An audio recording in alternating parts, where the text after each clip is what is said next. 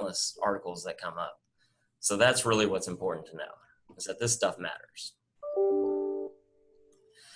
So when most people think of estate planning, they think of a will. So they're thinking about death, but there's so much more to it than that. For example, incapacity. Incapacity can be a huge mess and hassle for the family. For my family's sake, I sure hope that if something happens to me, I go quickly and I'm not in a vegetated or incapacitated state for a long time, because it causes a lot of headaches for the family.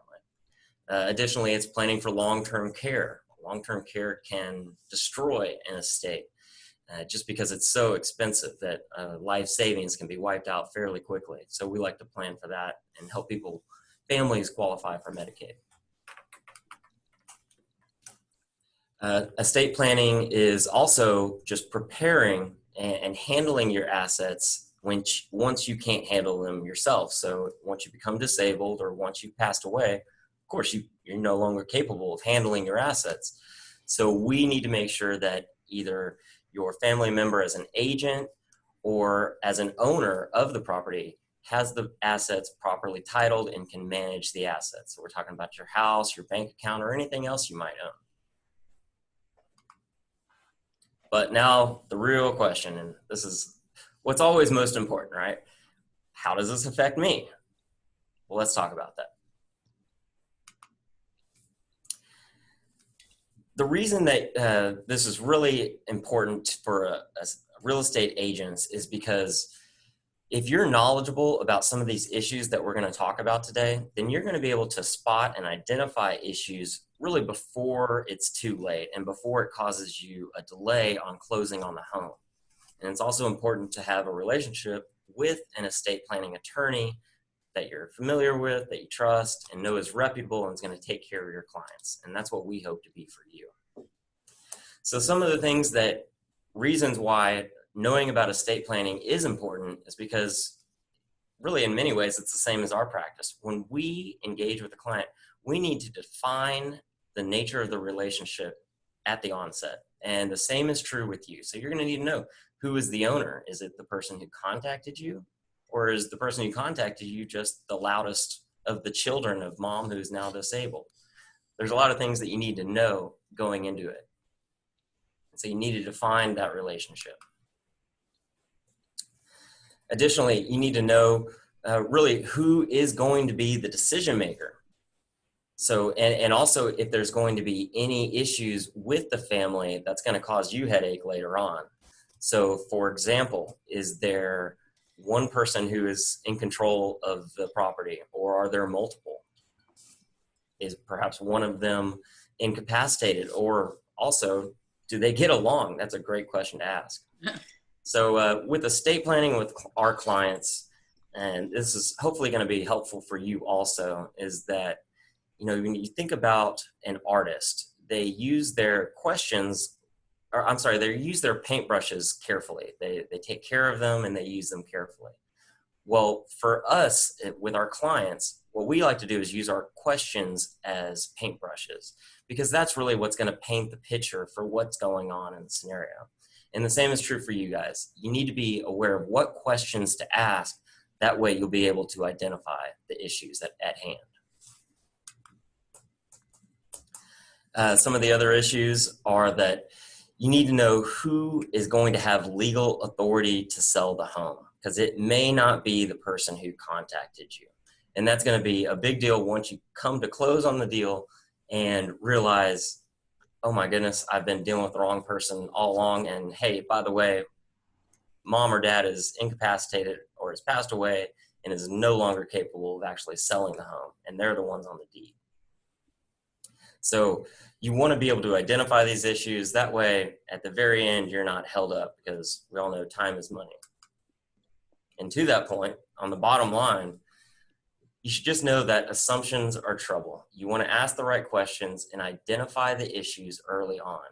And if you do that, you're going to avoid delays. And as we know, time is money. So those delays are going to cost you. Additionally, knowing about estate planning will just prove your competency. Your clients will appreciate that you're knowledgeable on these issues. They're also going to appreciate that you have network connections with reputable attorneys who are able to help them. And hopefully that's going to be us at the Bond and Brown Law Firm.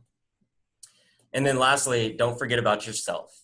These issues that we're going to talk about are, of course, important for you dealing with clients as a real estate agent, but they're also going to be applicable to you as an individual. So as we go through these issues, try to think also to yourself, well, how would this actually impact me if I were to become, or my husband were to become, incapacitated? Okay, part 2, selling the home of a person who is incapacitated. So really we'll talk about what is incapacity first.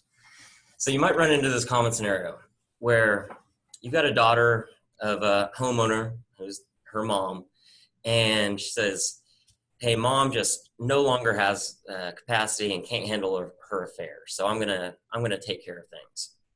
Well, first of all, that's not how the law defines capacity.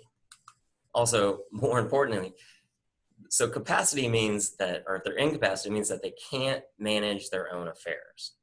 And it's not up to you to decide incapacity, but you should know if it's going to be an issue that might hold you up. Now, the important thing with incapacity is just because the person doesn't have legal capacity to manage their own affairs doesn't mean that somebody else has the means to act for them.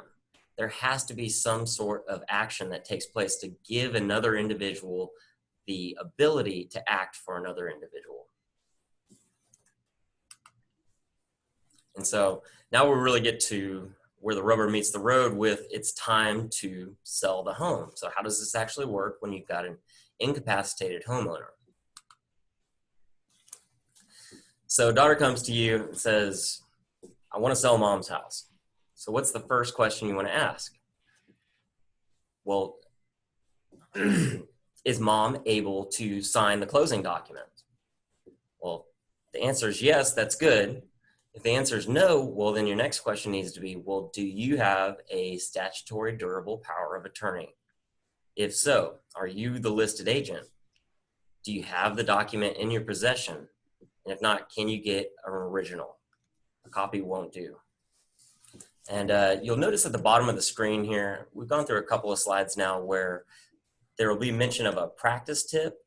And so those practice tips are hopefully going to be real relevant to you as a real estate agent, because those are the bits and pieces that are going to tell you really how this information is applicable to your job and just some important notes to hit on. So for example, a statutory durable power of attorney is actually a financial power of attorney, or it's also called a financial power of attorney. That is different than a healthcare power of attorney. And so they handle completely different issues. So if somebody presents you a healthcare power of attorney, it's not going to help you close on that home. So who is the agent under the power of attorney? These are serious questions that you need to ask. Is it just one family member? Well, if it's not, if it's multiple family members, let's say multiple children. Okay, well, do they need to act together or can they act independently?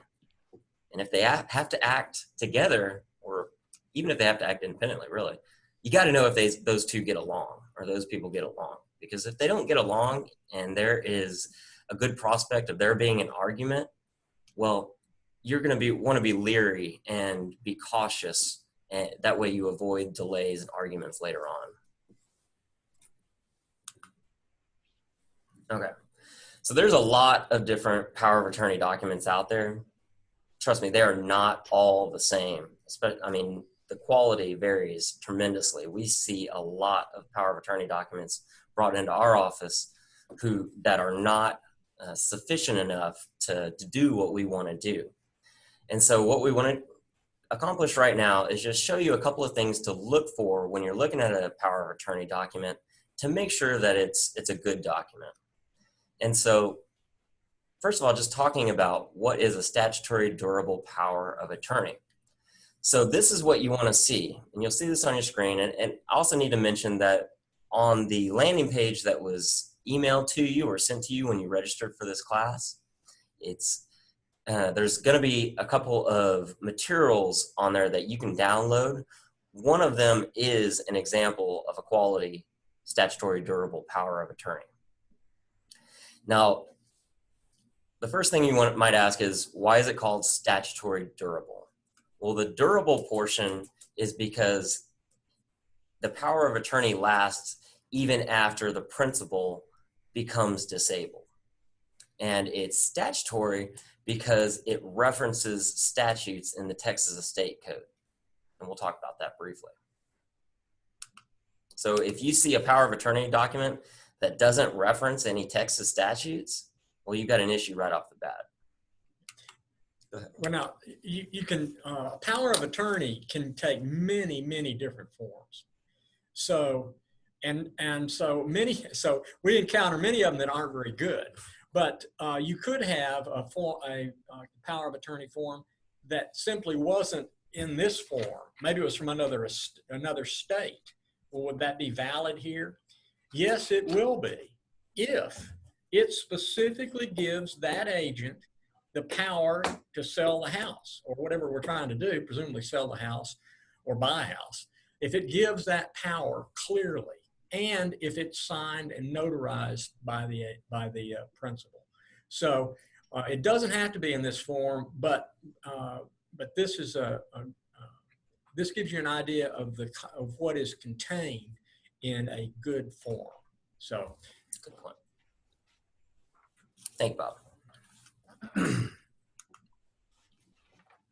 So just like what Bob was mentioning is that it's really what's in the document that's important.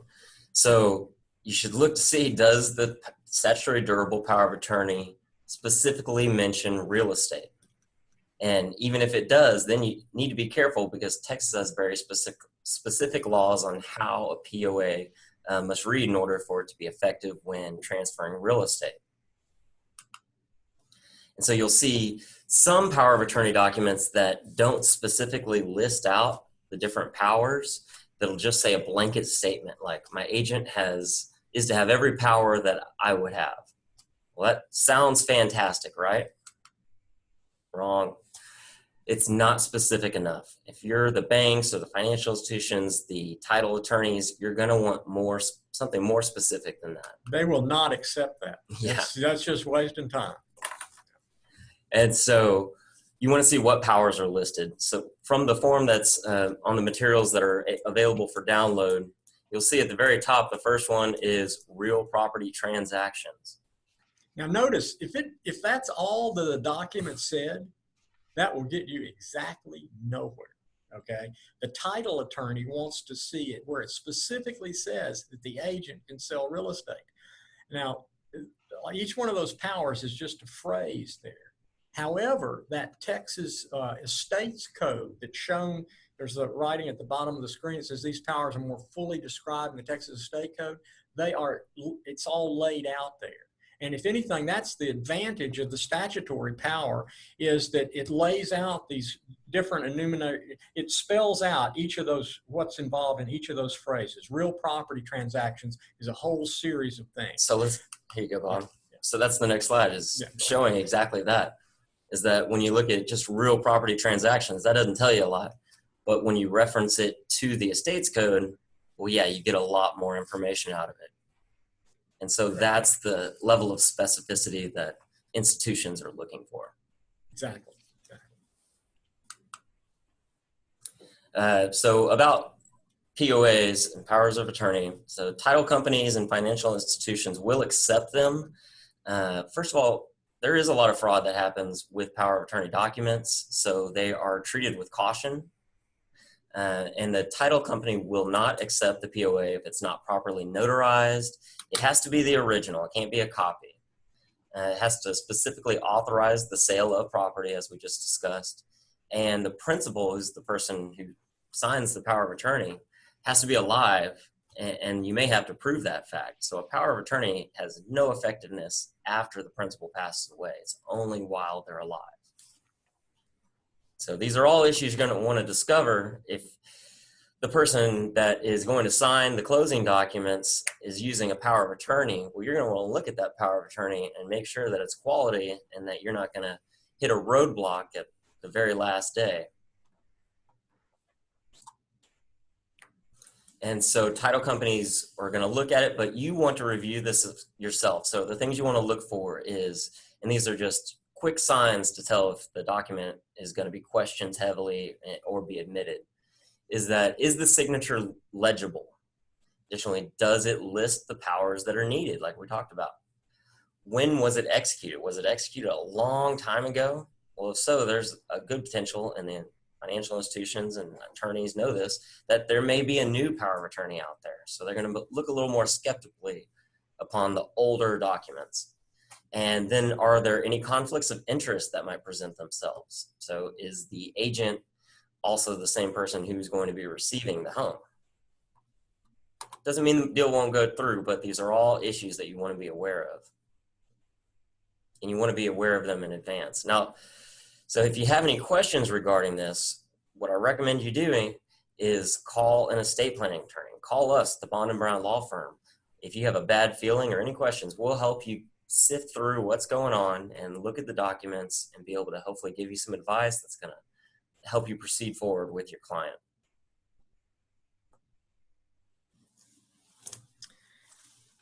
All righty, let's talk about a little bit of a case study, kind of a review on powers of attorney. And one of the things that might strike you, I mentioned that we're an estate planning firm. We do estate planning, wills, trusts, and we help people qualify for Medicaid. We do trust administration, probates, and probate administration as part of it. So you say, well, wait a minute, how come we're not real estate lawyers? Well, one of the odd things in law is that there are lots of real estate attorneys, and they do a lot of real estate work. But it turns out that estate planning attorneys probably do more deeds and get involved in more of the kinds of situations that you're going to get involved in, where you're trying to do something with property.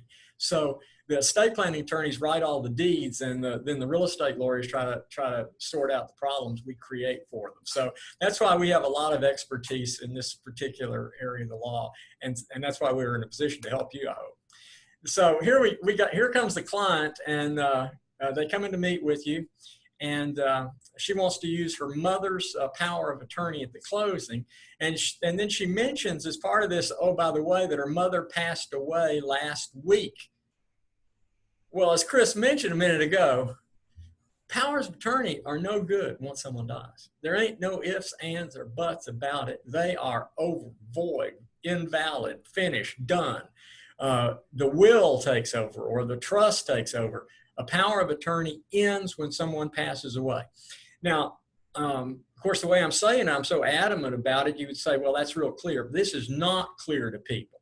We see this many times. I've had conversations, and the person mentions that mom or dad died, and they say, well, I've still got power of attorney. Well, no, they don't still have power of attorney, because mom has passed away and it is no longer valid, period. Okay.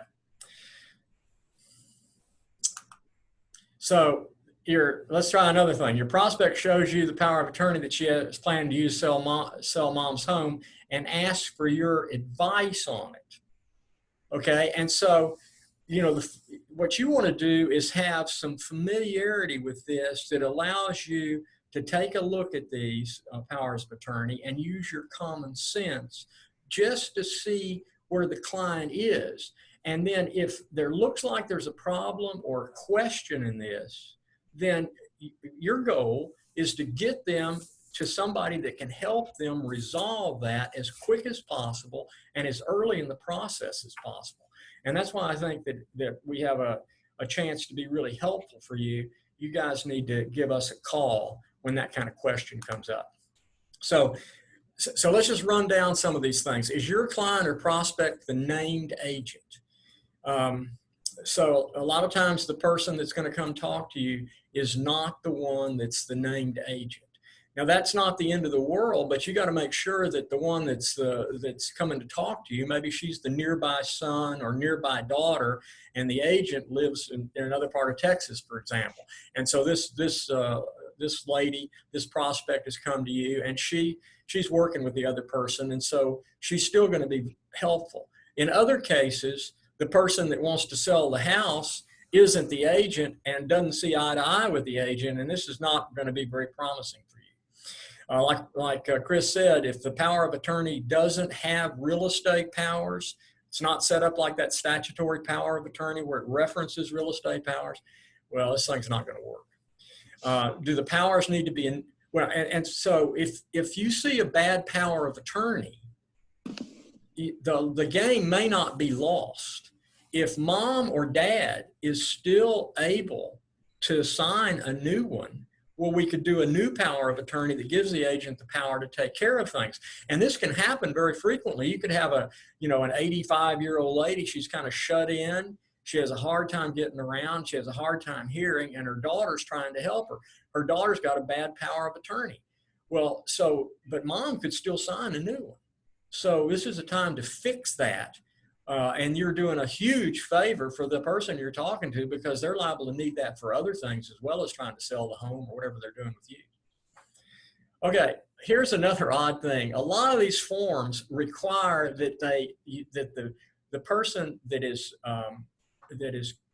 giving the form, creating the form, the principal, not only has to sign the document, they have to initial in certain places. You'd be surprised how many times we see that the thing is not properly initialed. That's not good. Okay, so you've got a power of attorney that unless it gets initialed, which it shouldn't be initialed after the fact, then it's not going to work if it doesn't take care of those real estate powers. Does the agent have the original or access to it? This is a real problem very typical for us to have someone come in and they have a copy of the power of attorney, and they cannot find easily the original. Keep in mind that if you're going to do a real estate transaction in Texas, you have to file and an agent's going to sign the closing papers. The original of the power of attorney has got to be filed in the deed records in conjunction with that transaction. And if there's no original, you can't do the transaction, plain and simple. Okay. Here's another big deal when we're talking about these dadgum powers of attorney. Remember, Chris said this funny word is in there, durable, meaning that the thing continues after I'm disabled. But these powers of attorney have an option in there. And the option is, does the power of attorney go into effect immediately, or does it go into effect when I become disabled? Well, many of these powers of attorney, when they originally set up, the person that was the principal who was initiating this and signing the document, he put or she put that it goes into effect when I become disabled. And it seemed perfectly logical at the time, because that's when we want this thing to be used, is when I become disabled, then I want my daughter or my son to be my agent.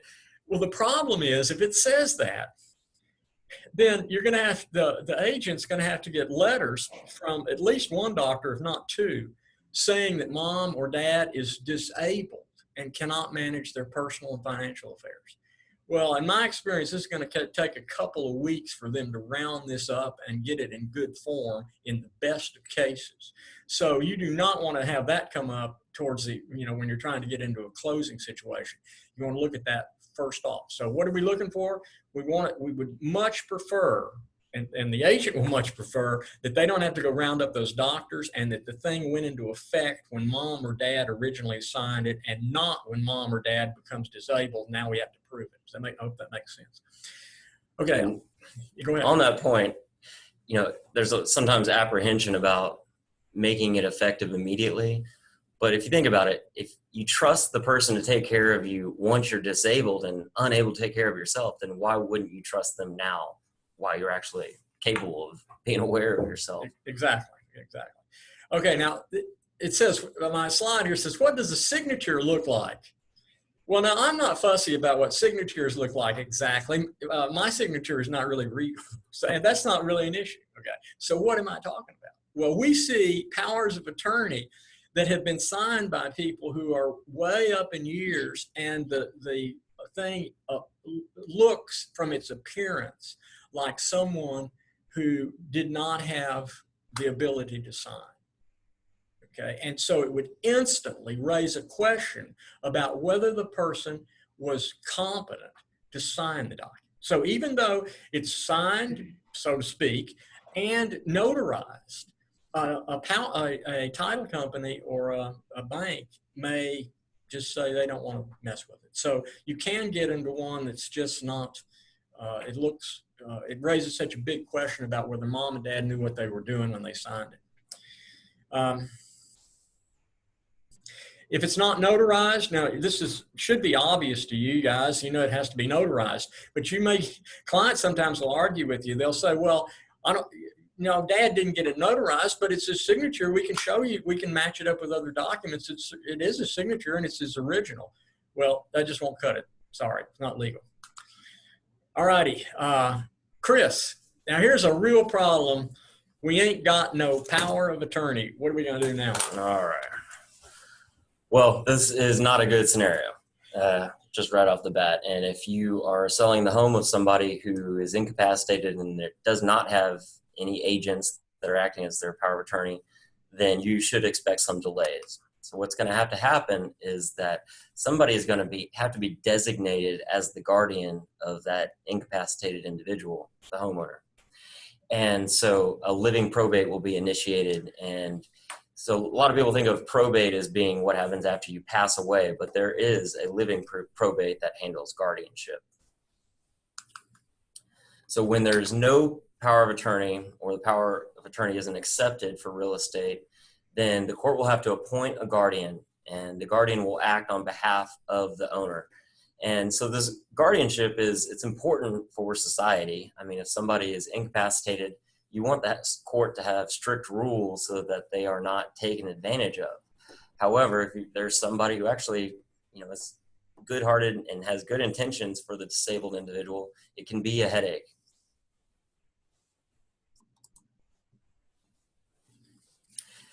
So that living probate process, it is can be a long and expensive process. And so to avoid that, you might be thinking to yourself, well, maybe I'll just, have them sign it anyway. Well, you shouldn't do that. You should always avoid that idea from even crossing your mind. There's a lot of reasons why, but I think the main one is ask yourself, do you want to be a participant in fraud or not? And that should answer it for you.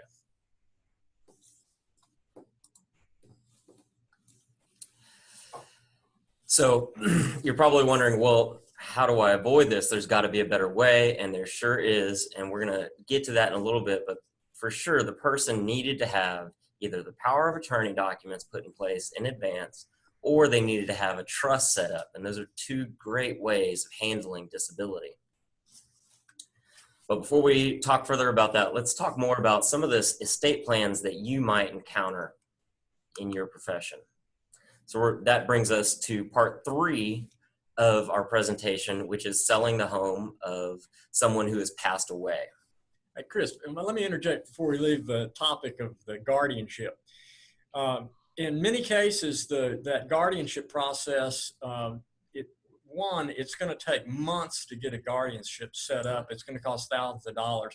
So in many cases, the family it's going to stop the process. They'll just wait till mom dies. It'll be easier to deal with it after she dies than to go through that extra hassle and expense of setting up the guardianship. But if you knew that early, you'd rather know that early in the process rather than later in the process. If someone is, usually guardianships are only set up when there's just a screaming need for it.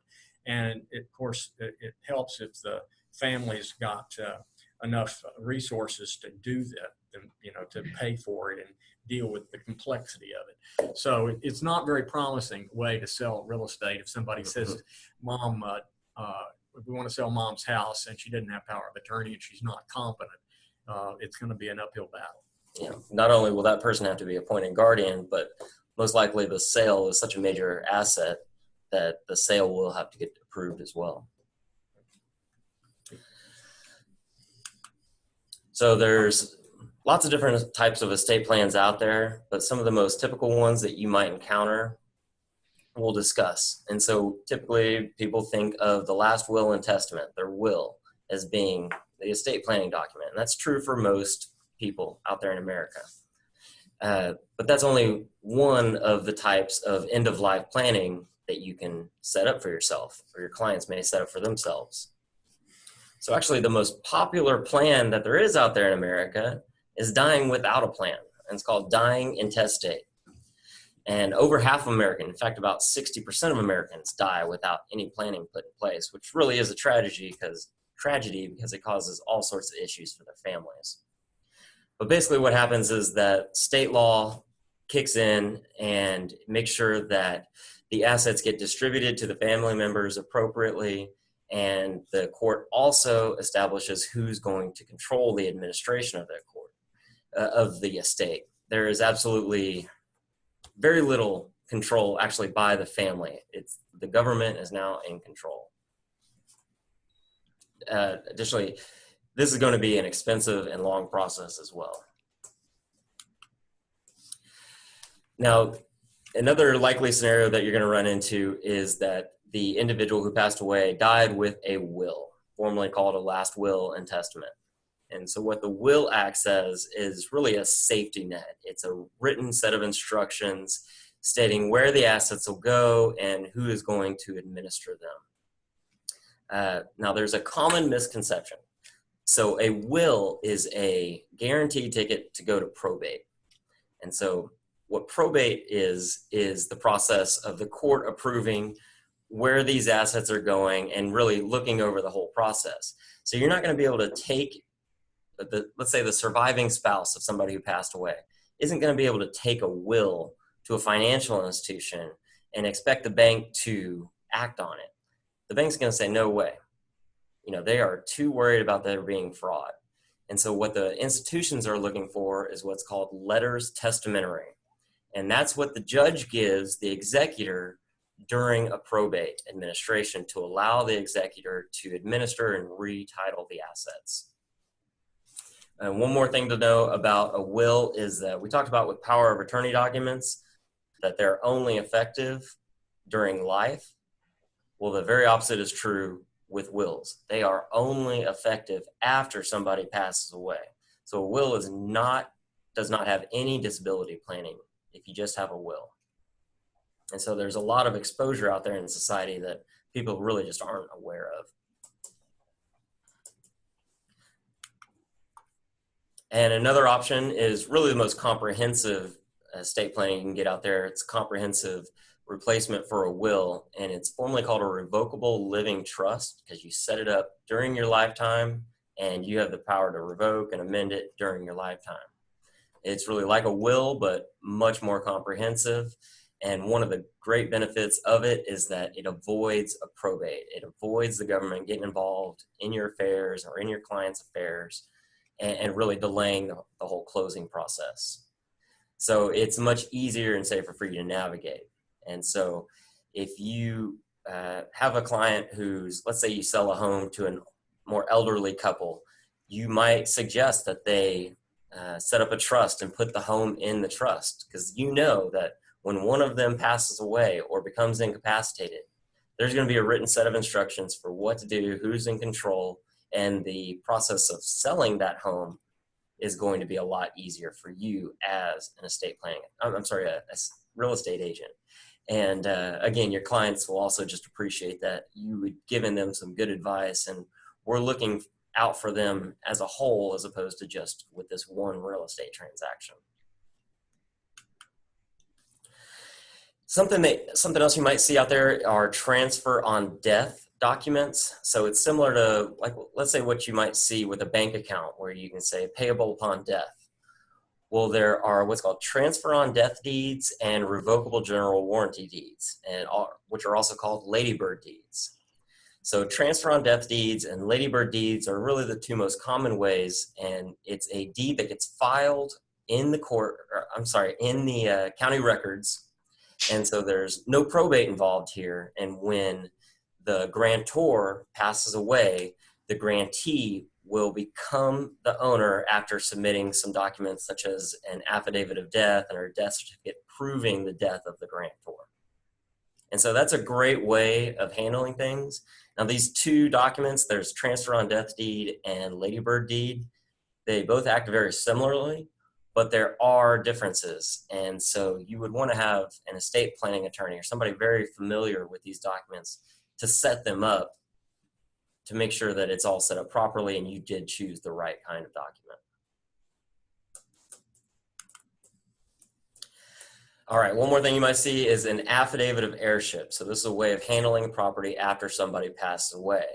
I'll note that it's not a plan. Having an affidavit of heirship, nobody plans for it. It's just an alternative to probate after somebody passes away. So what we always try to do at the Bond Law Firm is look to see if we can do an affidavit of heirship, because we know that it's less expensive to our clients to do an affidavit of heirship than it is to do a probate. So if we can, we want to save our clients money. And what the affidavit of heirship is it's filed in the county records and it shows a transfer of ownership. However, an affidavit of heirship can only be used with real property or with property that there's title to. And it can only work in limited circumstances because it has to follow, first of all, intestate succession. An additional thing is that there can't be any debt on the property. And there's a whole list of issues that would cause you not to pursue using an affidavit of heirship. Either that or an affidavit of heirship is just not available. And so one more issue is, let's say mom is the sole owner of the home and she passes away, and there's 3 kids involved, and they do an affidavit of heirship. That means that all 3 children are now going to be equal joint tenants in the property. That means if you're now going to sell that home, all those kids are going to have to agree on selling the home. And so that's absolutely an issue that you want to know about early on in the process.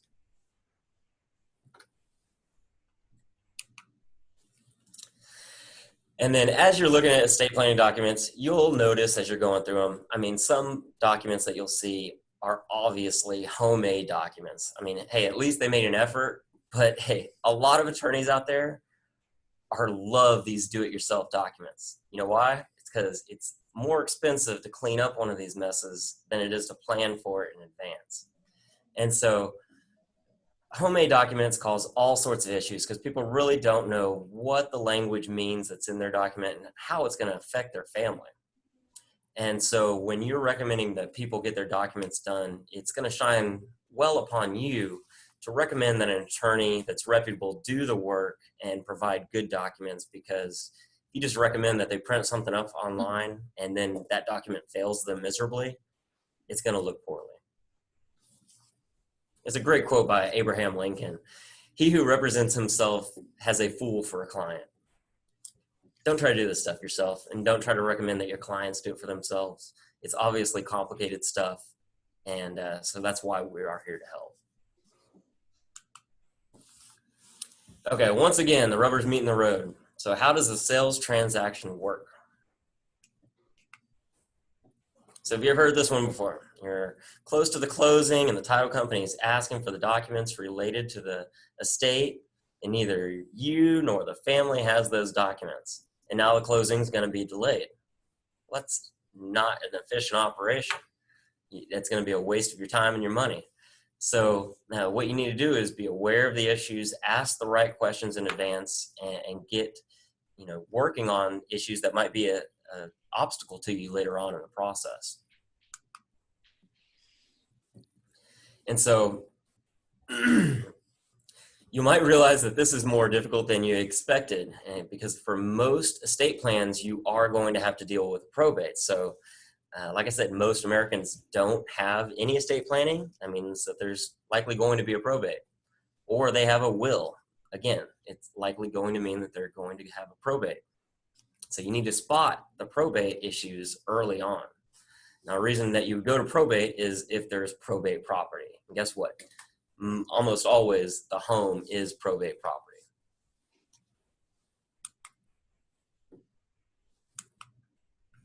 All right, so welcome to probate. The whole purpose of probate is, when you sell a home, you're retitling the asset into somebody else's name. Well, now the party is deceased, so you have to retitle the assets into the name of the new beneficiaries, and that's what probate accomplishes.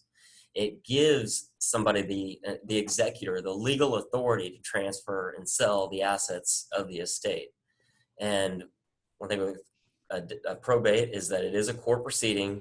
It's the court's going to overview the entire process, all of the information presented, so the inventory of assets, the list of beneficiaries, all that stuff is going to be public information because it's a public hearing. And really it's just going to be, less desirable than some of the other options. We'll talk about that. So the reason you want to avoid a probate is, first of all, it's expensive. Second of all, it's going to cause a delay. Like I said just a second ago, all of the issues that are talked about in the probate are going to be public information.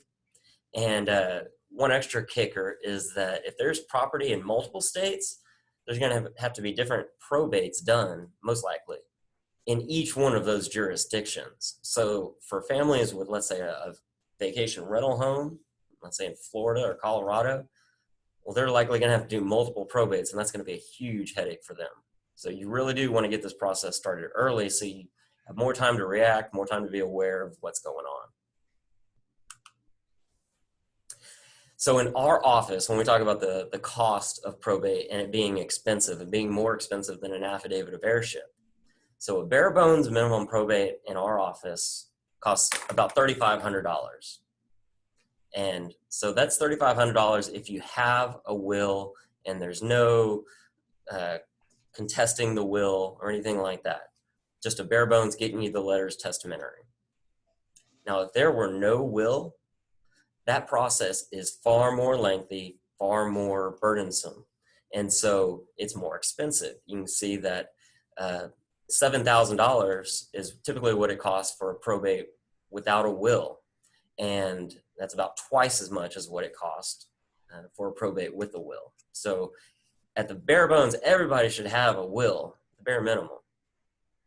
However, there are better options out there. So what do you want to do? You want to be alert. You want to ask the right questions. Like I said, don't rely on assumptions. Assumptions are trouble. I mean, that's something that's true with our practice, and it's going to be something that's true with your practice. Don't wait to act. These things take time. So you want to be able to identify the issues and act immediately on them. And additionally, one last thing to do is we're always going to be here to help. So give us a call at the Bond and Brown Law Firm if you have any questions or concerns, or just have a bad feeling about something. We're here to help.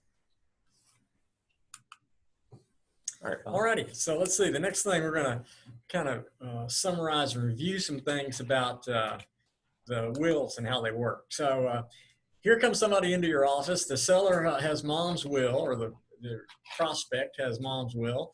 The document looks very official. It's initialed on every page. It's signed, it's witnessed, and it's notarized. And the seller is designated as the executor. It's printed there in plain sight on the second page under the paragraph that says executor. So then the seller says to you, when you say that have you probated the will, the seller says, your prospect says, well, I don't see why I need to go to court. It's perfectly clear that I can sell a home from this. Just look at this document.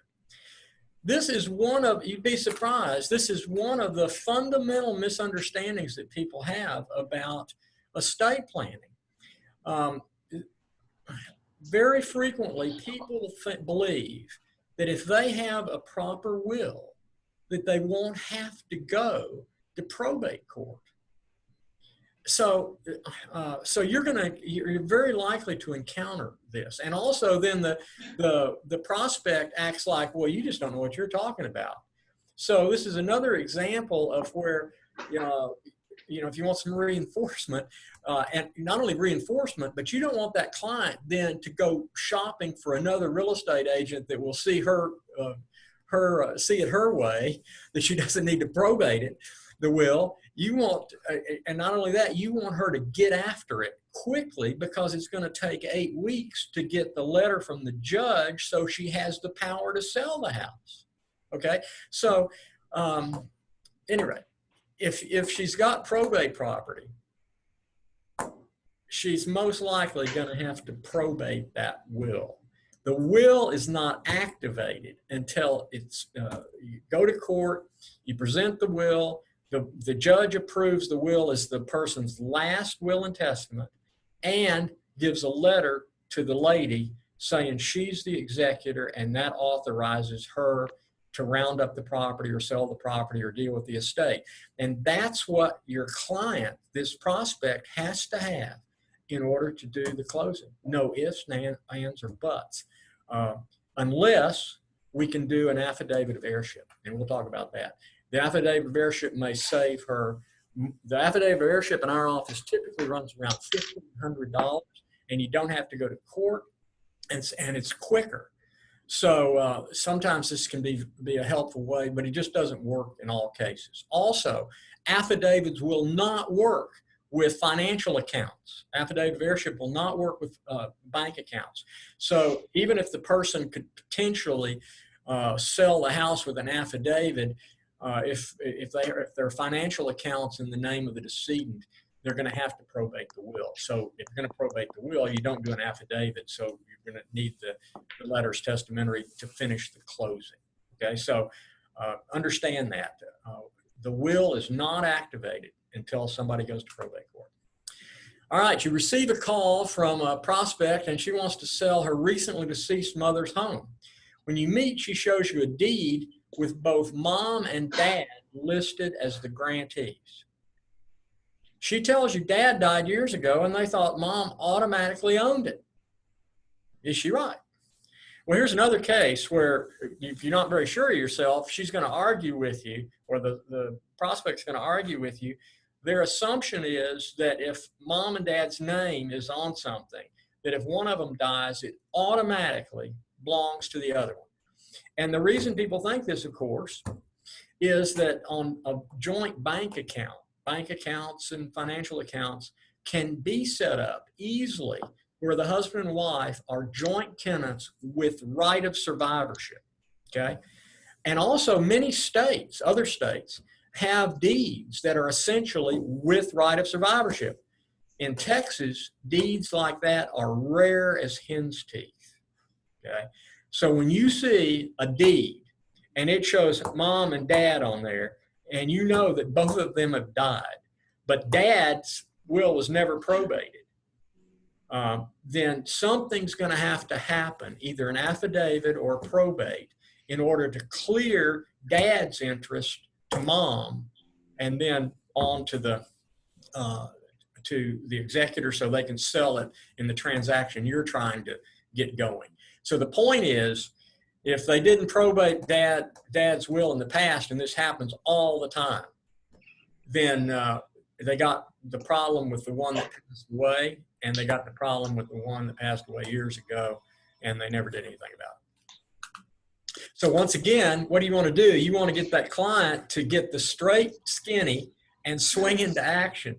So we're your ally to help you get this deal going. Okay. No probate or an affidavit of heirship needed. When questions arise, come call us. Okay, let's talk about ladybird deeds or transfer on death deeds. So these are a very popular idea. We do see quite a few of them, and in our practice, we do a lot of ladybird deeds in conjunction with doing Medicaid planning for elderly clients. In our practice, we help lots of clients who have a mom or dad that's has reached the stage where they need nursing home care, that level of care, and the family doesn't have enough money or wants to see if they can qualify for Medicaid benefits. And so ladybird deeds are extremely helpful in that context because they are not subject to what's called a state recovery, where the state comes back on the deceased person's estate, the home, in order to recoup what they spent on nursing home costs. So the ladybird deed's a way of avoiding that. But it's also a way of avoiding probate. And so ladybird deeds can be used in certain circumstances. A couple of things to say about it. So if you get a ladybird deed, let me see if there's a follow-up slide. Here's your common sense checklist if you're looking at one of these deeds. So somebody tells you they got a ladybird deed or the transfer on death deed. You know, it's a couple of pages. You guys see deeds all the time, so this shouldn't create any big anxiety on your part, and your common sense will probably help you see if there's an issue here, or what needs to be done. So who is named as the grantees on this? And so the grantees should be, in the typical case, mom passed away and she's got 2 kids. Both of the kids are listed as the grantees. Okay. And of course, then both of those people need to agree for the sale. So you want to make sure you're talking to one of them. You're going to make sure the other one wants to do the sale, because if they don't, this thing isn't going anywhere. Now, the next line there says, who were the decedent's heirs? Okay. So why do you care about that? Well, here's the deal. The title companies are leery of ladybird deeds and transfer on death deeds if only one of the kids gets the property. And so it's likely that the question that the title attorney is going to ask is, how many kids did mom have or dad have? And if the answer is 2 or 3, and only one of them is listed on that deed as the grantee, there's a fair chance that all the kids are going to have to sign off on this. And so the reason for this is that the title company is afraid that the kid that's receiving this, the other kids are going to object, and therefore there really won't be clean title. Remember, they're going to be they're writing the title insurance, and they want to make sure we got a clean title. And we're using a ladybird deed because there wasn't a probate. So then the question is, are these other beneficiaries? What if this deed was a fraud and all these other kids are going to fight it? So the title attorney may want the other kids to sign off on that deed. So the point for you is, it's a sure thing if all the kids are listed as the beneficiary on the ladybird deed or the transfer on death deed. Okay, one other thing. The fact that mom has died and does not make the ladybird deed work, okay? Remember, the way a ladybird deed, it's like a life estate deed. It says that mom had the right to use the property all her life. And in the case of these ladybird deeds, it says mom can change her mind and sell it or give it to somebody else. But if mom dies and hadn't changed that deed, then it goes to the kids. Well, the deed records have got to show that. So what needs to be filed after someone dies and there's a ladybird deed is the beneficiary or the beneficiaries needs to file an affidavit of death, which states that the person died, when they died, and then that's filed in the deed records, and that needs to be filed in the deed records before the closing happens. So that's another step in there. That's something we do all the time. All right, so that's kind of the picture on ladybird deeds. Okay, one other thing that we want to talk about just very briefly are tax issues. So, anytime we do transactions, we're always concerned about this, or it will be a point of concern at some point, and you may get questions about it. So just to refresh your memory, if you sell a disabled person's home, well, that'll be okay because they will have the exemption from capital gain. Remember, there's a $250,000 exemption from capital gain. So unless there's an awful lot of capital gain in there, they're going to be covered. Okay, so there's not going to be any capital gain on most times when you're selling the home of a disabled person. So that's not a problem. We're selling on the power of attorney or whatever. On the other hand, if this isn't their home, then the sale is going to trigger capital gain, right? And so depending on what the basis is in that house or that property, that might be a problem or concern, or at least something you want to be aware of and help your clients to understand before it happens. Okay, another thing is that a lot of times when people are up in age, one of the things they talk about or want to do, or the kids want to do, is they want mom to gift them the home.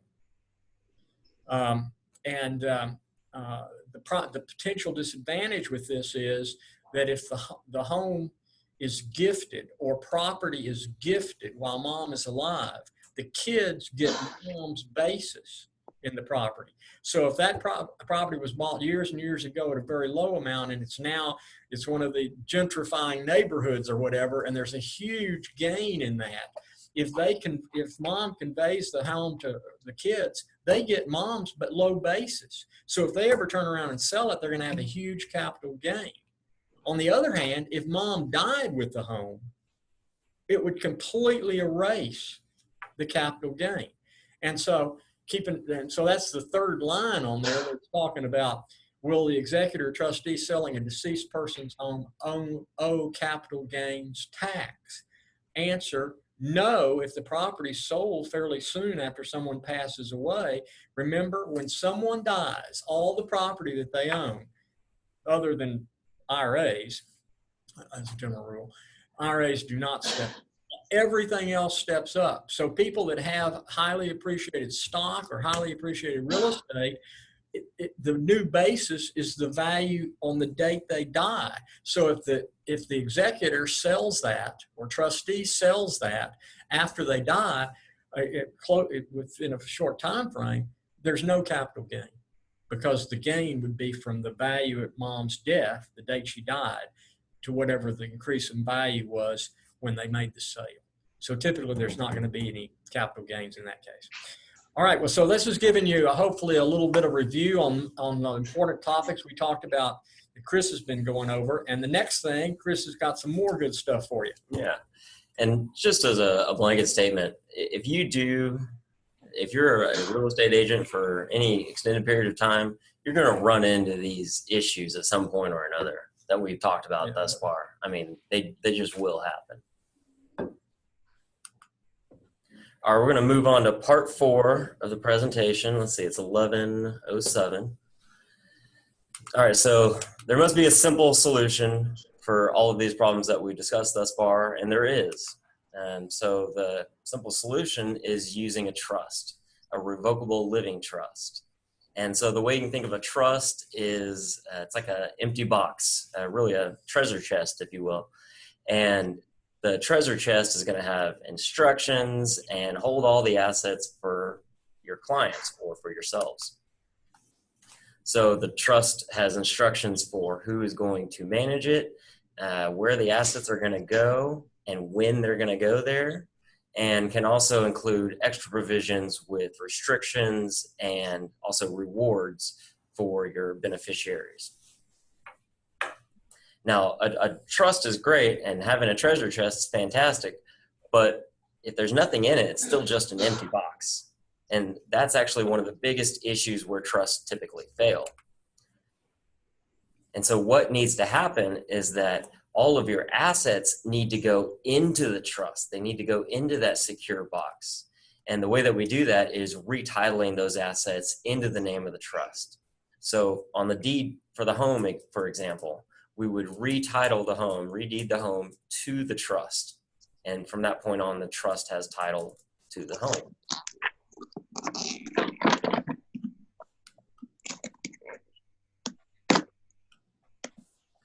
So when you're looking at a trust, just some brief overview, there's 3 roles in a trust. You got your trustor, that's the person who set it up.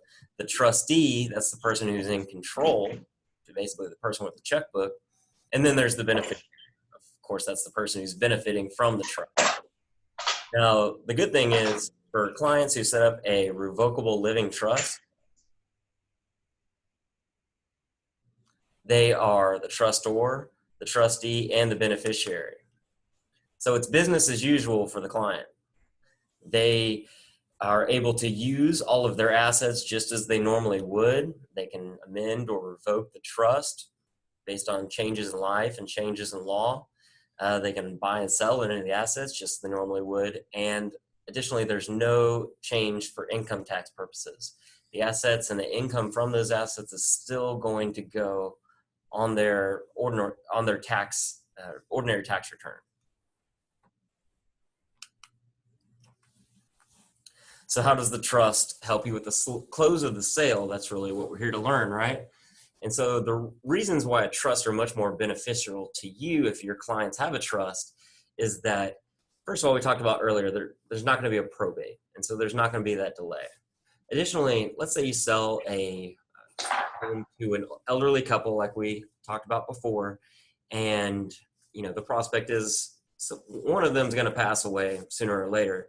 By suggesting that they hold that house in a revocable living trust, you'll know that when one of them passes away, well, there is a designated successor trustee already put in place. You know there will be somebody to work with when you want to sell that home. Without going to court. Without going to court, exactly. So it makes the whole process much more efficient because there's a clear written set of instructions for pretty much every contingency you can think of. That's why these trust documents are so lengthy.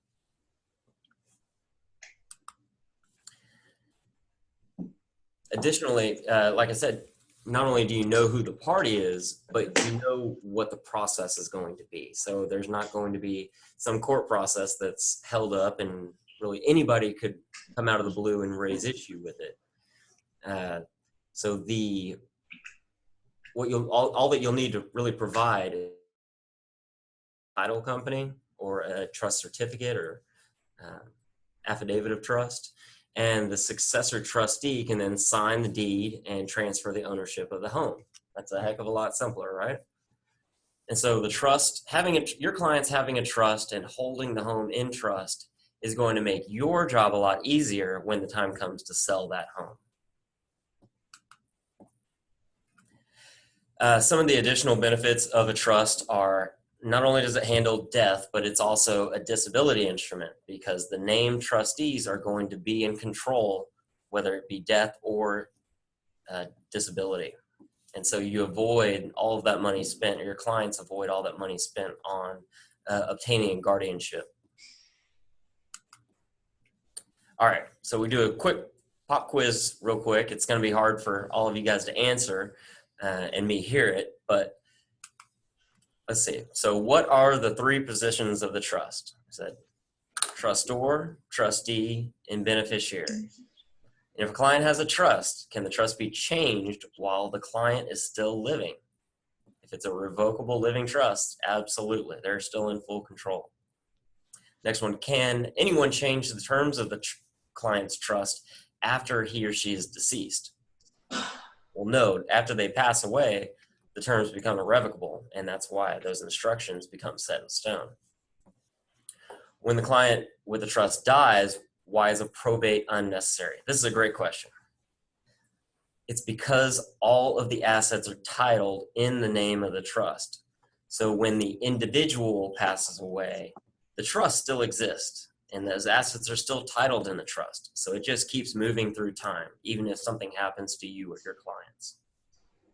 From spouse to spouse, and then from spouse to the kids. So in other words, a lot of the problems, if you think about estate planning that families encounters, because you have to keep retitling it, or different family members are trying to get control of the property as things happen to individuals, as we become disabled, as we pass away for the husband, as the wife becomes disabled, the wife passes away, and so forth. And so with the trust, it's more trouble to set up initially because you have to fund it. But ask yourself, when would be the easiest time, the best time to take care of a task like this? When you've got your wits about you, or when someone is disabled or elderly? And the answer is, well, we could avoid a lot of hassle in the future if we set up the trust initially. That's the story. Great point. All right, two more real quick. How soon after the client dies can his or her successor trustees sell the property, sell the home? Well, it's a heck of a lot shorter than it would be with a probate. Typically, we would think a couple of weeks. You at least have to wait for the death certificate to come back. And are there any other benefits to the trust? Well, we're going to go over that because there are. So we'll have to run through these fairly quickly for time purposes. But first of all, if one spouse passes, there's a big fear that the other spouse will get remarried, and that can just create havoc for estate planning because the spouse who passed away is hoping that everything will go to their spouse and then eventually to their children. Well, if that spouse gets remarried, there's a likelihood that those assets aren't going to go to the deceased person's children. They're going to go to the children of the of the new spouse, if that new spouse survives the individual. And so it can just make an estate go in every which direction when there's a remarriage, and a trust can help protect against that. It can also help protect against divorce. So this is relevant for if your children get divorced, then you might not want to see your son-in-law or daughter-in-law, who you may or may not like, walking away with half of the inheritance that you left behind. Well, you won't like them when they divorce your son or daughter, so that's a lead pipe cinch. So you would have liked to have protected. You imagine you passed away, you left your assets to your son or daughter, they end up in a divorce. You don't want the assets you left to your son or daughter going to your no-good son-in-law or daughter-in-law, and you can protect that with good estate planning. That's right. So it's a much more enhanced way of leaving your inheritance to your children and beneficiaries. There's lots of other protections that you can provide, incentives. You can, provide terms as to when the beneficiary can receive distributions, when they get in control, etc.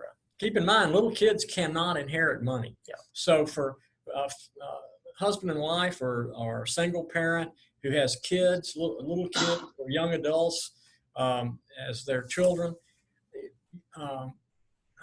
if you're under 18, you can't inherit property at all. And if you have a 21 or 22-year-old, you may not think it'd be a good idea for them to receive a big inheritance outright. So how do you fix this? You got to have a trust, either a living trust, or you've got to have a will that sets up trusts for your kids after you're gone. This is extremely important, and it ought to worry parents who have young children. This is not going to go well if they get run over and they don't have not created trust for their kids. That's right. And not to mention guardians, named guardians. Kind of to that same point as to the age of the beneficiaries, a trust is really a way that you can also just plan on multi-generational estate planning. Grandchildren to benefit from this, and if you have the means to do that, then a trust is a way of accomplishing it.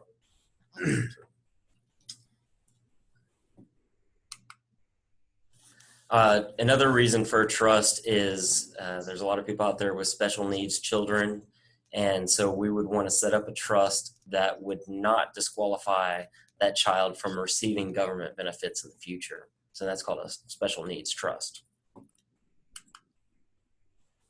All right, and so we've talked a lot about issues and how it'll affect you in your profession as a real estate agent.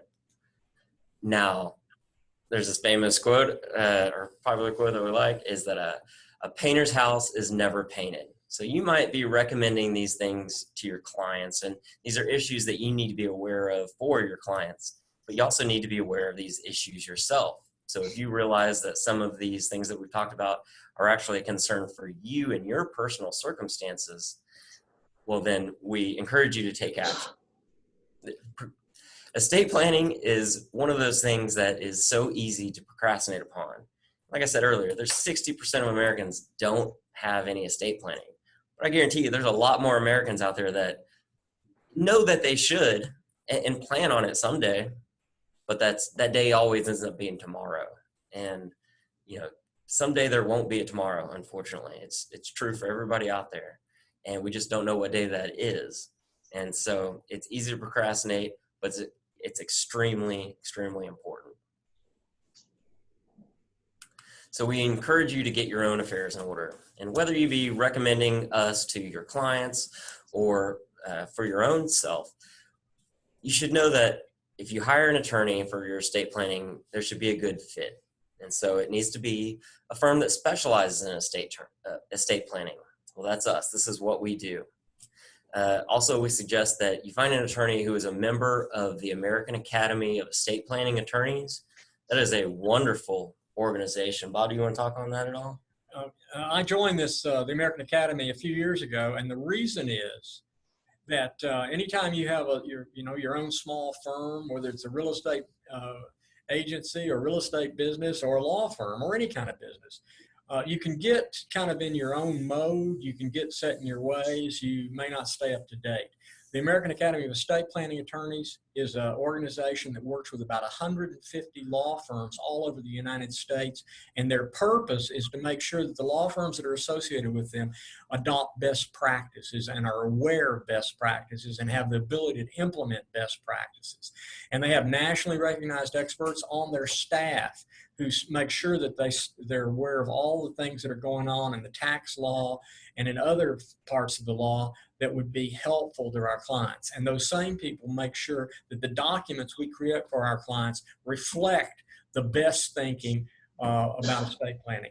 So when clients do work with us, we feel confident that we're using the best documents available in America for our clients. So this gives us strengths that most law firms don't have, we believe. And so it's a comfort to me in wanting to take care of these clients, and I hope that's a comfort to our clients as well. Thank you. Some other things you want to know are, do they offer free education? Well, obviously, if you're online right now, we do. Additionally, are we in it for the long haul? So Mr. Bond started this firm 25 years ago and is extremely dedicated. I too am extremely dedicated and have many more years of that I can be of service to many families here in the Houston area. And so that's my plan, and we are absolutely in this for the long haul. All right, here's an important one. Is the attorney that you're hiring looking to develop a relationship or peddle you documents? We are looking to develop relationships. This is not a one transaction kind of thing. We want to be the relied upon advisor that you turn to anytime you have questions or changes in your personal circumstances that require change to your estate planning or your client's estate planning. Developing this relationship is extremely important to us. And then lastly, what kind of vibe do you get from them? Are they upfront and honest? I hope you feel as if we are. We try to be upfront and honest with everything that we do. And that's why we offer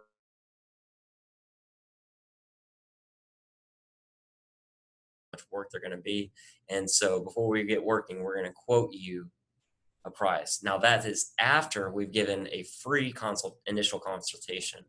And we think that initial consultation is so important because, like I said, we're in this for a relationship. So we need to know if there's a need for us, if we can even help you. Additionally, we need to know if there's a good fit between the two of us. If you feel comfortable with us and we feel comfortable with you. So a little diligence will go a long way. And I think that you'll find that here at the Bond & Brown Law Firm, we've always been here for our clients and have a long history of doing that. Additionally, if you've enjoyed the presentation that we've given today and you think that this is something that either your clients or perhaps your colleagues or somebody else you might know that would benefit from this information, then please let us know, and we would love to schedule to deliver a presentation for them or for whatever group you might be a part of. And so we do provide a lot of educational services. We think that's a great way of connecting with people in the community, as well as keeping our clients up to date on all of the most recent changes in law and actions they might want to be aware of. Okay, so let's bring all this together. We've got about 6 minutes. Okay, so when you registered for this class, you should have got an email, and on the email was a link for the landing page for this seminar, and we talked about it briefly at the beginning. And so on that landing page, you'll see that there are, first of all, several downloadable forms that you can download, and those are going to be useful for you as materials when you're moving forward as reference materials. Additionally, you'll see that there is a spot for a seminar evaluation. And so if you'll please fill out the seminar evaluation form. That's how we are going to get your contact information. You'll need to enter your Texas real estate license number, and that way we're able to give you the credits for attending today. And additionally, it'll give us information that we need to know, hopefully about you or any issues that you face on a regular basis. So on that form at the bottom, there's a box that you can enter into and type in what during our discussion seemed really important to you. What is something that you'd like to know more about, and what's something that you'd like to learn more about. And then you can also request a free consultation. We strongly encourage that anybody listening today request a consultation. That'd be whether you have no documents or that you do have documents. We'll go over the documents if you already have some. If you don't have any, then what we're going to do either way is spend time getting to know you, learning about your personal situation, not just your finances, but also about your family. In fact, most importantly, about your family. And we look at it as really a continuation of where we began today. It's just private, it's free. And at the end of the consultation, what we'll do is just ask you a simple yes or no question as to whether you want to proceed forward with us or not. And if it's a yes, fantastic, we'll get to work. If it's a no, that's fine too. Like I said, this is a business that's about relationships. So we're going to be better off for having gotten to know you, and you're going to be better off for having the meeting and getting the additional information. If not for yourself, then certainly for your client's sake. So please click on that you'd like to request a free consultation. In appreciation for your attendance today, another thing that we'd like to do is, I didn't mention this earlier, but estate planning is not the kind of place where you want to look for a bargain. If you're looking for a bargain, look at gasoline prices or kids' clothing or something. Estate planning is more like a fire extinguisher, because you don't know if it's going to work until you need it. And once you need it, it's too late. So you want to have quality estate planning, and you shouldn't be bargain shopping for your estate planning. But we do realize people want to save money, and we do appreciate that you've attended with us today. So anybody on the line, you'll also be able to, or we will email you a certificate that's for a $250 discount on any new revocable living trusts that are set up, and 5% off any other planning that's set up. And to be able to redeem the certificate, we just ask that you use it and set up your appointment for the next 2 weeks or within the next 2 weeks. We request that if you are married, that both spouses attend. We recognize that a lot of times there's one spouse that is predominantly handling the financial affairs and issues like estate planning, but we have absolutely found that it's much more efficient to have both spouses there. And then thirdly, like I said before, to be able to redeem your certificate, we just ask that you answer a yes or no question at the end as to whether you want to proceed forward with us. And you'll notice the answer I didn't mention is maybe or I'll think about it. We just need a clear yes or no answer. That is really for your benefit, because we know if it's going to be something that's still that we're taking care of now, or if you know if it's just something still on that to-do list that you're hoping to get around to someday.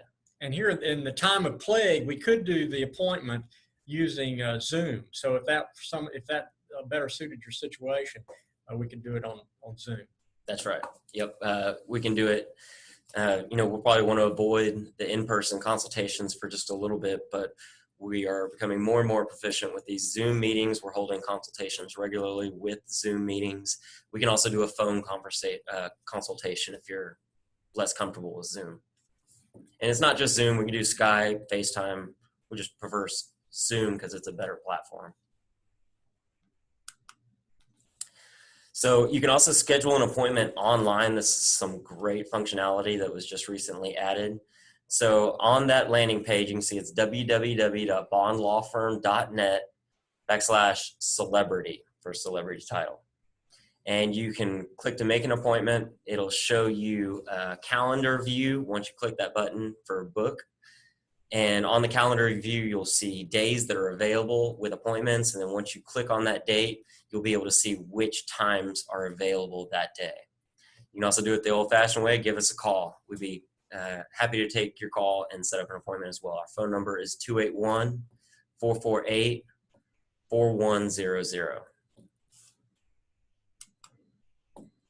All right, what to expect in the consultation. I think it's important that you know for yourself if you're coming in for your own personal estate planning, but also if you refer clients to us to do their estate planning, well, you should have an idea of what they're going to run into when they come into our office. So what you should expect, or your client should expect. We're not going to shake hands right now. Yeah, we're not going to shake hands, right? A good point. And so when they come in, we're going to promptly start the meeting at the scheduled time. Everything that's discussed in the meeting is going to be highly confidential, protected by the attorney-client privilege, even if they haven't hired us yet.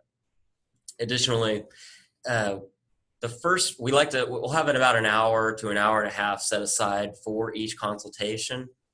And so we want to use that time wisely. So we like to set an agenda. And the first part of the meeting typically entails us asking some directed questions about yourself, your family, your background, and also your finances, and really what you want to accomplish with your estate planning. In the second part of the meeting, you'll be able to ask your questions, or your clients will ask their questions of us, of things that have been on their mind that we haven't already covered. And then thirdly, we will try to develop a plan with you or with your clients. And that's a real back and forth. That's a collaborative process. And by the end, hopefully we've been able to come up with a plan that works. And like I said, we'll ask that yes or no question. If you want to go ahead and get started, we'll get started. If not, then that's totally fine too. We just hope that you do get it taken care of at some point in time. All right. All right. So, well, that concludes it. Thank everybody for watching. And now we'll go ahead and move on to the question and answers segment. Bob, do you have anything to add? No. And I think Mary's on another workstation, and I think she's getting questions that you've submitted on the chat. And so maybe we should. Yeah. I'm on here. So the main question that everybody's asking is how they're going to get their credit. Great question. And so shortly after this seminar ends, you're all, I have accounted for everybody who's on the line. And so you'll get an email and just read the instructions and follow them in the email, and we'll get all of your credits uploaded to the Trex site by the end of the weekend. And as for the questions about whether or not you can use the certificate for multiple people, so if you're doing two separate plans, I do believe that Bob and Chris would apply a credit to each separate individual plan. Good. And yes, if anybody wants to ask questions, you can type them in, or if you prefer to unmute yourself and ask them in person, you could do that also.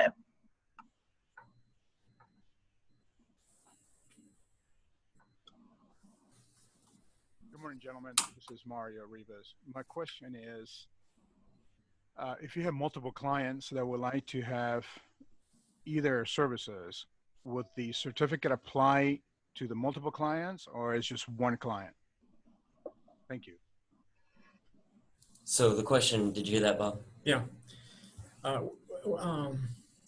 So we were really thinking that that certificate applies to you who are on the call right now, that it's not something that you would just pass out to other people, because really it's more likely that the people who have heard this presentation would be the ones that might be feel like doing the estate planning was important right now, and this was a good time to take care of it. And we've already established a discussion that kind of set the background for starting your planning. I mean, this, obviously, as we've talked about, a lot of issues, and those you may play in your own life, and you say, well, boy, I need to deal with that as well. So we see the presentation as sort of the prelude to the initial consultation. So in my mind's eye, that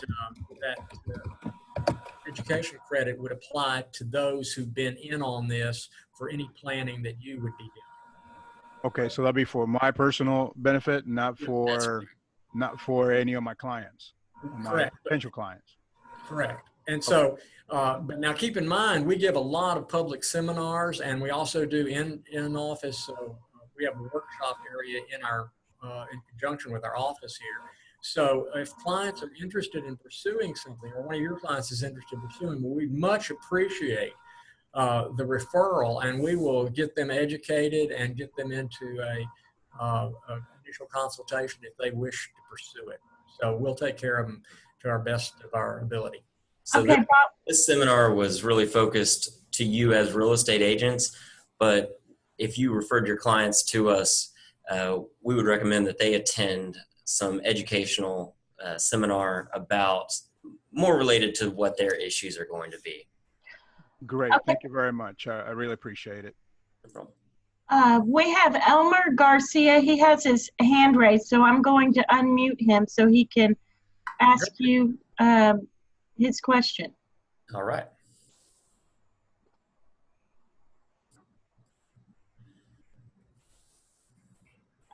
Mr. Garcia, I think we are ready to take your question.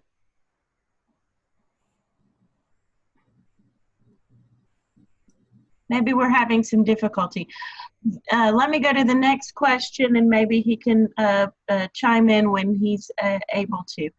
So the next question was, I have a client who needs to sell a home for an elderly parent.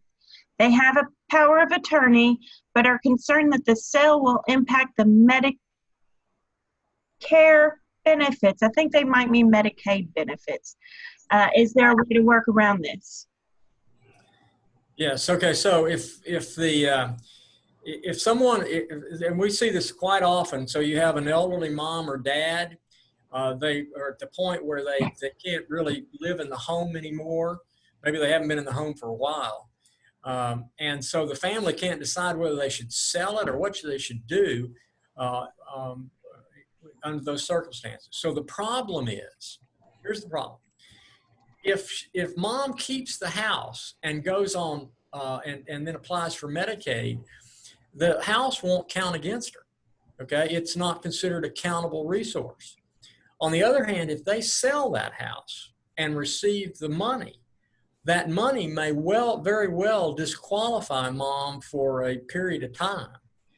So the answer is that what they should do is come in on one of our free initial consultations for Medicaid planning.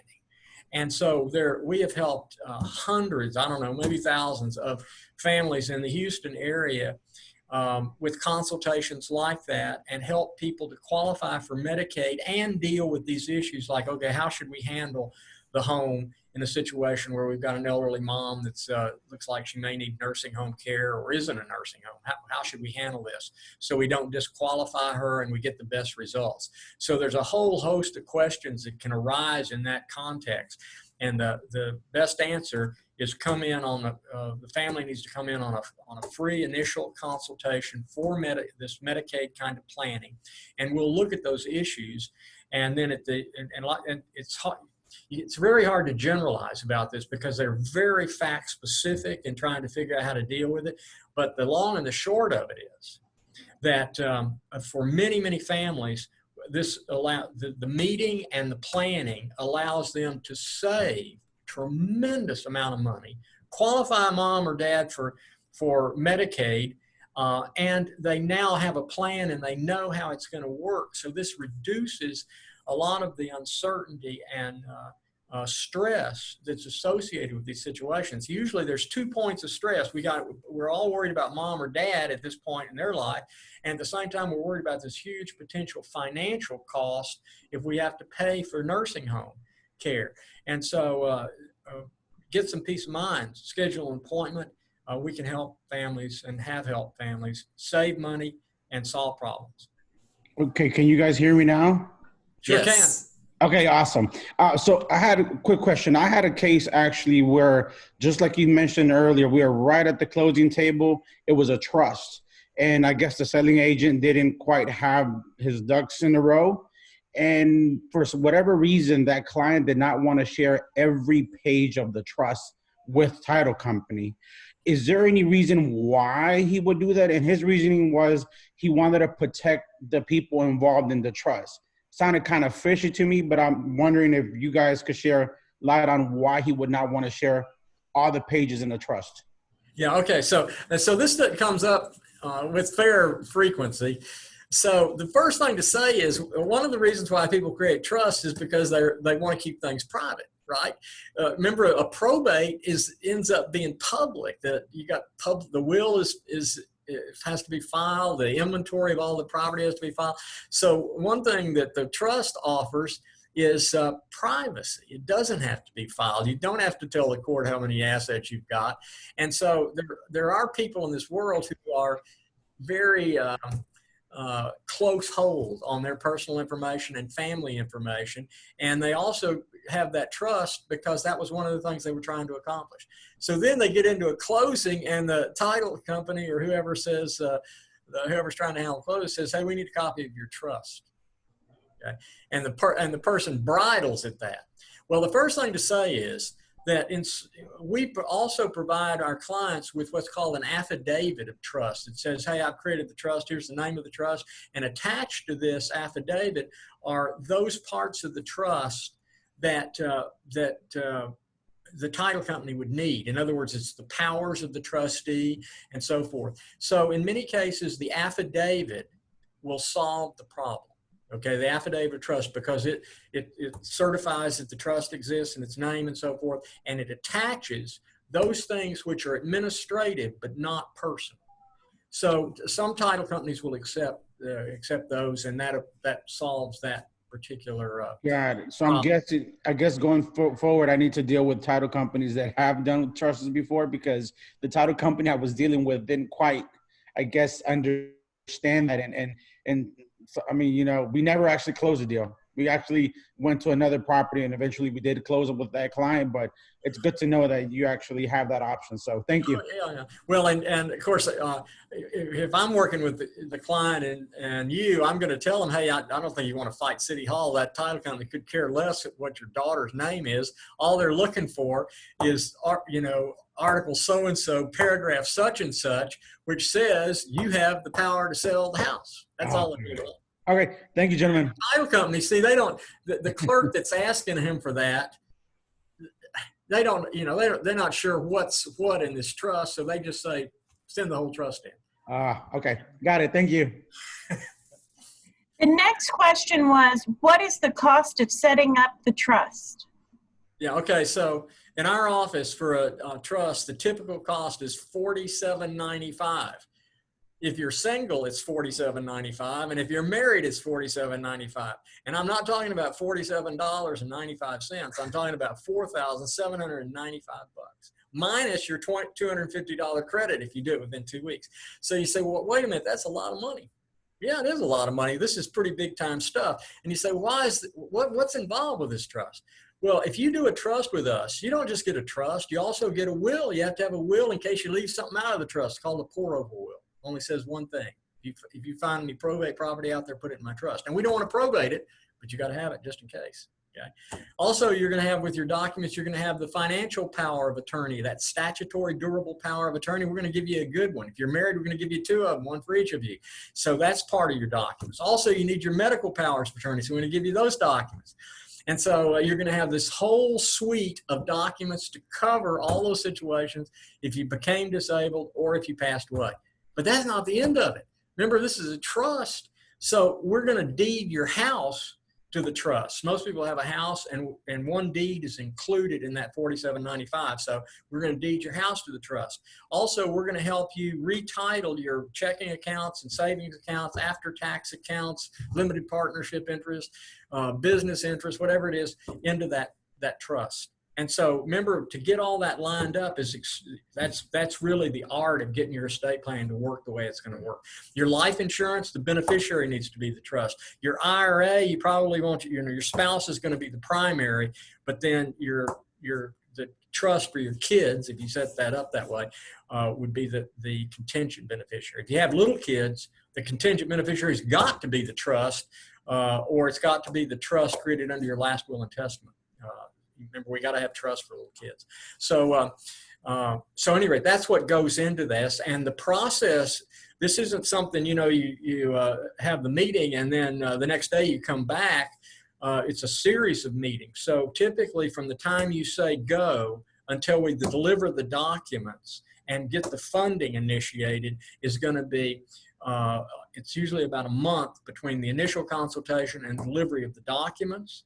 And in between that, there's another meeting where you bring in your asset information and your deeds and so forth. And then typically after the delivery, we have another meeting where you actually are going to sign your new deeds, sign the letters to the banks and so forth. So it's required, there's several meetings involved to get the job done right. And then you can have some peace of mind.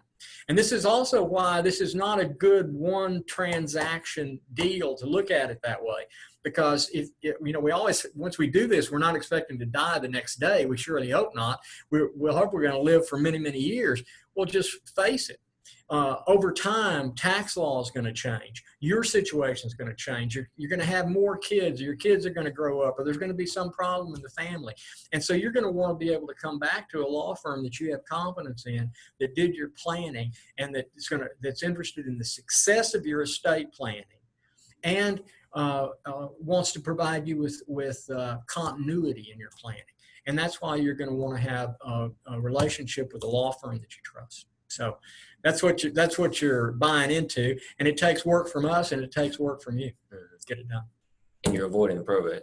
Yeah. There's, you're avoiding probates, you're avoiding guardianships, you're having the peace of mind that you've got your stuff set up the way you want. Now, you say, wait a minute, I'm not ready to strap on this $47.95. I'm young, I got little kids, I got other things to worry about, and I'm not going to die for many, many years. So as a betting man, is there any other solution?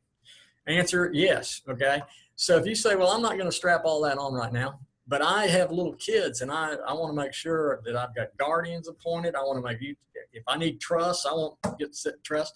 Okay. So what we can do for you is a will package. So if you're single, we're going to do one will. If you're married, we're going to do wills for both of you. And those wills can create trust for your little kids in case something happens to both of you. Maybe your worst case is if you're a single parent, you die, and your assets are now need to go into trust, and you need to set up guardians. Or if you're a married couple, people always say, well, if something happens to me, well, she'll take care of it.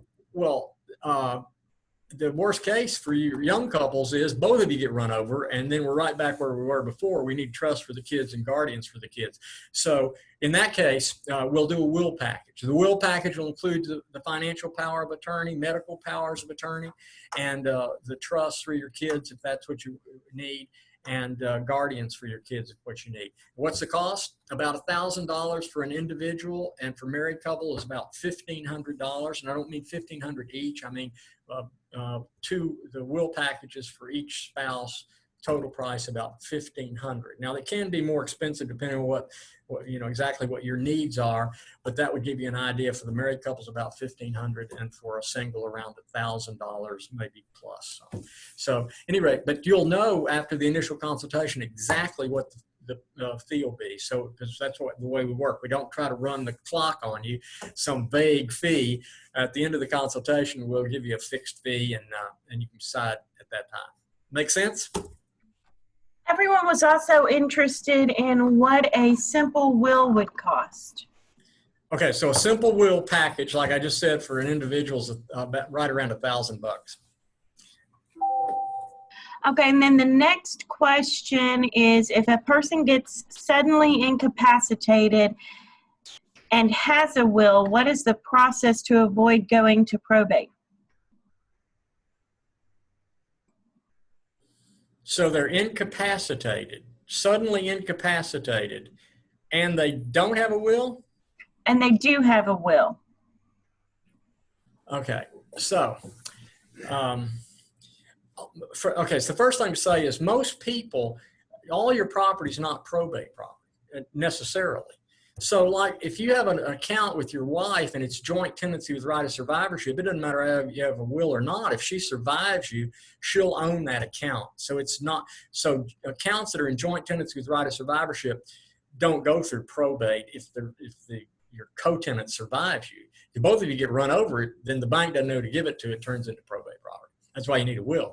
But the point is, if you're talking about a married couple, typically some accounts are in joint tenancy with right of survivorship, so that's not probate. Your spouse will receive that without having to go to court. If you have IRAs and 401ks and life insurance and you name your spouse as the beneficiary, well, if you get run over, then she will get those without going to court because of the beneficiary designation. So then the home is the likely other piece of property, or if there's a stray account just in somebody's name. So if you have a stray account in somebody's name, then a will is, you have to have a will to get it. If you have real estate, then we may, instead of having to probate the will, we may be able to use that affidavit of heirship. It just depends on the circumstance. So just to understand when the affidavit of heirship would not be a good idea. Let's say that you were in a second marriage situation and your will leaves your property to your spouse, okay? But if we use the affidavit of heirship, your property would go to your kids from the first marriage. So now your wife would be co-owner with your kids from the first marriage. That's not a happy situation. In that case, she's going to be much prefer to go ahead and probate the will because the will leaves your interest to her. Whereas remember, the affidavit goes under the rules for intestate succession. And in a second marriage, each spouse's property goes to their kids by intestate succession. So I hope that answers the question. In some cases, you'll be able to avoid become disabled, you have a will, and you'll be able to avoid probate just because of the nature of your assets and the ability maybe to do the affidavit of heirship. In other cases, you just can't avoid it. May not be able to avoid it. But this is a good point. When somebody comes to us, we look for the least expensive and best way to solve the problem for clients. A lot of law firms, I don't think they really want to talk to you about an affidavit of heirship. They just do a probate because it's the probate's going to, an affidavit of heirship, like I mentioned, is probably about $1,500, and you don't have to go to court. And the probate's going to be at least $3,500, and it's going to take 8 weeks to get the letters testamentary. So we're going to try to use the best method we can for the people that you send to us. Or one of the things that has been asked is, are we recording this? This is being recorded. It will be uploaded to YouTube. I will try and include the link in the email that you are getting later today. If not, then I'll send the link out later this weekend when it finishes being uploaded. Thank you, Mary. One other question is, if I want to buy a house for my dad and he's receiving disability, can that check be affected? Buy a house. Why wouldn't you just buy it in your own name instead of for dad? So let me think about this. I don't, for disability, for Medicaid, if dad owned the house, it wouldn't disqualify him. For SSI, I don't think so, but I'm not positive about that if he was on SSI. But if he was on Medicaid, the fact that you bought a house for him, gave him a house, it wouldn't be an issue, except if he was on Medicaid and died. If he was on Medicaid in a nursing home and died, then there's a state recovery. We try to come back against the house. And so we'd need to have dad ladybird deed that house back to you or wherever it's supposed to go next, so it doesn't go through probate. But anyway, that's the kind of thing, yeah, you kind of want to wicker out when you're doing planning for your dad like that, so you don't get some surprise. So that's a good question on how to handle that. That's a great question. Yeah.